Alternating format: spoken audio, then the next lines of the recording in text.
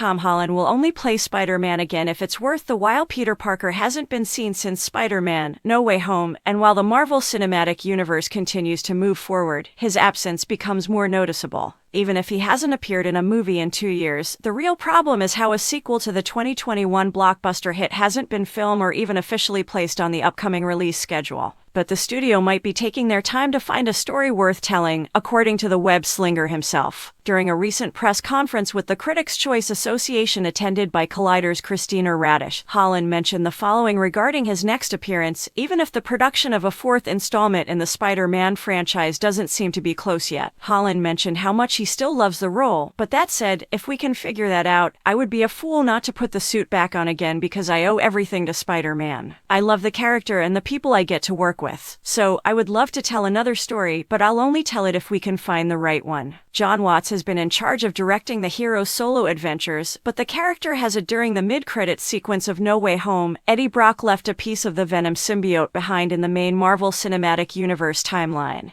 But nothing has been confirmed regarding where the next installment of the franchise could go, despite the fact that Spider-Man has one of the most diverse rogue galleries in the history of comic books. The iterations of the character played by Andrew Garfield and Tobey Maguire went back to their respective universes, and Holland's protagonist was left behind to start an entirely new life. A release date hasn't been announced for the sequel to Spider-Man: No Way Home, but whenever it's ready to swing towards the big screen, it would have already gone through one of the longest gaps between sequels the franchise has ever seen. 5 years went by from the release of Spider-Man 3 until The Amazing Spider-Man premiered in theaters. It's almost been 2 years since the last time Peter, Michelle, and Ned were together for an adventure. Without a production schedule in sight, the gap between No Way Home and its successor will be remarkably large.